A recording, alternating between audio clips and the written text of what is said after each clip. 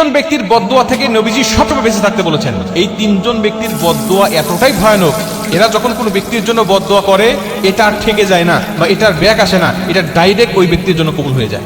আমরা জানি কোনো ব্যক্তি যদি বদদুয়া করে ওটা আবার নিজের দিকে ব্যাক আসে, কিন্তু এই তিনজন ব্যক্তি এতটাই পাওয়ারফুল যে ওই তিনজন ব্যক্তির বদদুয়া সরাসরি তাকে লেগে যায়, আল্লাহ পাক কবুল করে নেয়। এই তিনজনের মধ্যে প্রথম নম্বর হলো নিজের মা এবং বাবা। নিজের মা বাবা যদি সন্তানের জন্য বদদুয়া করে, ভাই ওই সন্তানের দুনিয়াও নাই আখিরাতও নাই, দুটাই ধ্বংস হয়ে যায়, আল্লাহ পাক কবুল করে নেয়। এই জন্য মা বাবার বদদুয়া থেকে সব সময় আপনি বেঁচে থাকবেন।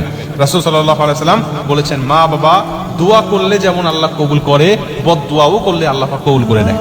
মা বাবার দোয়া নেওয়ার চেষ্টা করবেন সর্বসময়। মা বাবা দোয়া করলে আপনার দুনিয়া উজালা, আখিরাতও উজালা। আর মা বাবা এমন একটা সম্পদ, এমন একটা জিনিস, আল্লাহ পাক বলছেন, ওয়াকাদা রাব্বুকা আল্লা তা'বুদু ইল্লা ইয়্যাহু ওয়া বিল ওয়ালিদাইনি ইহসানা।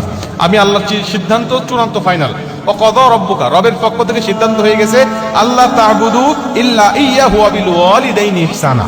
আমি আল্লাহ পাক বলছি, আমি আল্লাহর সিদ্ধান্ত, আমার ইবাদত করার পরেই তোমার মা বাবার গোলামি তোমাকে করতে হবে, মা বাবার খেদমত তোমাকে করতে হবে, মা বাবাকে ভালোবাসতে হবে, তাদেরকে শ্রদ্ধা করতে হবে, তাদের কি প্রয়োজন সেটা মেটাতে হবে। এটা আমি আল্লাহ তোমাকে, তোমার উপরে দায়িত্ব দিলাম। খবরদার এই দায়িত্ব পালন করতে গিয়ে কখনো উফি ওয়ালা তানহারহুমা, তুমি কখনো নিজেই উফ শব্দ উচ্চারণ করো না, মানে বিরক্ত হও না। তোমার মা বাবা কষ্ট পেয়ে উফ শব্দ উচ্চারণ করা তো দূরের কথা, তুমি নিজেই যেন উফ শব্দ উচ্চারণ করো না, বিরক্ত হও না, তোমার মা বাবার খেদমতটা করে যাও। কোন সন্তান যদি মা বাবার খেদমতটা সঠিকভাবে করে যেতে পারে, নবীজি বলেন যে আল্লাহ পাক তার জন্য জান্নাতটা ওয়াজিব করে দেয়। মুসলমান ভাইরা আমার, এই জন্য সবাই মা বাবার খেদমত করার চেষ্টা করবেন এবং মা বাবার বদদুয়া থেকে বেঁচে থাকবেন। মা বাবার বদদুয়া থেকে বেঁচে থাকতে পারলে এবং দোয়াটা যদি আপনি নিতে পারেন, আমার আল্লাহ অবশ্যই আপনার দুনিয়া এবং আখিরাত উজালা করে দিবে। আল্লাহ অবশ্যই আপনার দুনিয়া এবং আখিরাত উজালা করে দিবে। এটা হলো এক নম্বর, মা বাবার বদদুয়া থেকে বেঁচে থাকবেন। এবং দুই নম্বর হলো মাজলুম। কোন ব্যক্তি মাজলুম হয়ে গেছে, সে মাজলুম, তাকে বিভিন্ন মানুষ জুলুম করে, ওই মাজলুম ব্যক্তির বদদুয়া থেকে বেঁচে থাকবেন। কারণ নবীজি বলেন, মাজলুম ব্যক্তি আর আল্লাহর মাঝে কোনো পর্দা থাকে না। মাজলুম ব্যক্তির বদদুয়া বা মাজলুম ব্যক্তির দোয়া, এর মধ্যে কোনো পর্দা থাকে না, ডাইরেক্ট আল্লাহর দরবারে কবুল হয়ে যায়। এটা পারলে তার কাছ থেকে দোয়া নেবেন, মাজলুম ব্যক্তির কাছে যাবেন, দোয়া নেবেন যে আমার জন্য দোয়া করেন। আপনি দোয়া নিলে আপনার জীবনটা ভালো। আর যদি বদদুয়া নেন তাহলে আপনার খবর আছে। মাজলুম ব্যক্তির কাছ থেকে দোয়া নেবেন, বদদুয়া নয়। এবং তিন নম্বর হলো কোন মুসাফিরকে আল্লাহ এতটাই ভালোবাসে, মুসাফিরের জন্য আল্লাহ পাক 4 রাকাত বিশিষ্ট ফরজ নামাজকে 2 রাকাত করে দিয়েছে।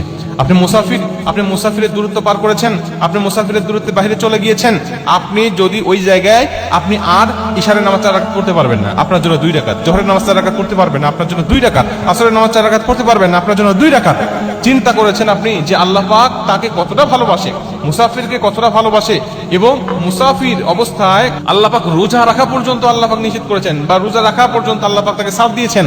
আপনি চিন্তা করতে পারেন, এই মুসাফির ব্যক্তি যদি কোনো ব্যক্তির জন্য দোয়া করে, আল্লাহ পাক সেই দোয়াটা কবুল করে।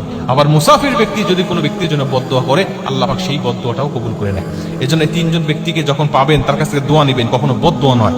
বদদোয়া নিলে খবর আছে আপনার দুনিয়াও ধ্বংস হয়ে যাবে, আখিরাতও ধ্বংস হয়ে যাবে।